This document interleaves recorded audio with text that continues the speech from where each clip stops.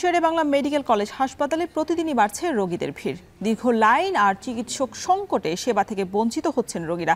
এতে ভোগান্তিতে পড়তে হচ্ছে রোগীর স্বজনদের। এ বিষয়ে আরো বিস্তারিত জানাতে যুক্ত হচ্ছেন সহকর্মী অমিত হাসান।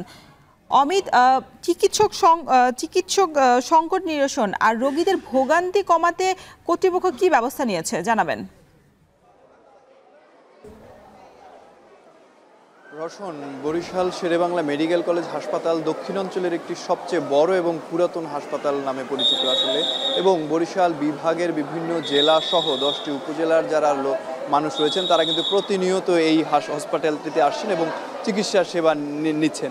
এবং আমি যদি একটু দেখাই যে বরিশাল শেরেবাংলা মেডিকেল কলেজ হাসপাতালের এই মুহূর্তে যদি টিকিট কাউন্টার দেখাই, সকাল থেকে আমরা দেখছি যে টিকিট কাউন্টারে কিন্তু উপচে পড়া ভিড় থাকছে এবং ডাক্তারের যে চেম্বারগুলো রয়েছে সেখানেও মানুষের প্রচুর ভিড় লক্ষ্য করা যাচ্ছে। প্রায় 1 থেকে 1.5 ঘন্টা অপেক্ষার পর কিন্তু আসলে তারা ডাক্তার দেখাতে পারছেন। অনেক সময় দেখা যাচ্ছে যে চিকিৎসককে না দেখিয়েই ফেরত যাওয়া লাগছে।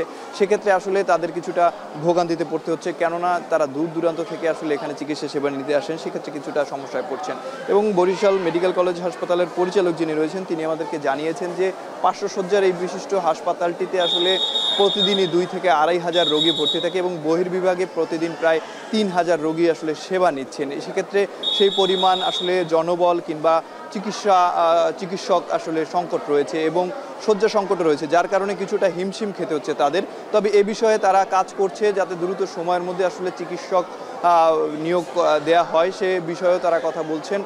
সেক্ষেত্রে চিকিৎসক যদি এই পদগুলোতে আসলে তারা চলে আসে, সেক্ষেত্রে চিকিৎসক সংকটটা কিন্তু দূর হবে। এবং আরেকটু জানিয়ে রাখি যে বরিশাল এই 500 শয্যা বিশিষ্ট হাসপাতালটিতে 224টি পদ রয়েছে ডাক্তারদের, সেখানে কিন্তু চিকিৎসক রয়েছে মাত্র 185 জন এবং নার্স যেটি রয়েছে 987 জন নার্স থাকার কথা থাকলেও সেখানে 937 জন নার্স কিন্তু এখানে কর্মরত রয়েছেন, যার কারণে কিছুটা সমস্যায় কিন্তু চিকিৎসক সহ এখানকার যারা কর্তৃপক্ষ রয়েছেন তাদেরকেও পড়তে হচ্ছে। এবং যেহেতু রোগীদের চাপ প্রতিনিয়ত বাড়ছে, সেক্ষেত্রে কিছুটা হিমশিমও খাচ্ছেন। তবে পরিচালক জানিয়েছেন যে চিকিৎসা সেবা নিতে যারা আসছেন তাদের কিন্তু আসলে প্রতিনিয়তই চিকিৎসা সেবা দিয়ে যাওয়া হচ্ছে, কোনো ধরনের বিলম্ব কিন্তু তারা করছে না। এবং তারা আরেকটু জানিয়েছেন এই সমস্যা খুব দ্রুত সময়ের মধ্যে সমাধান হয়ে যাবে, তাহলে চিকিৎসা সেবা আরও উন্নত হবে এই হাসপাতালটি।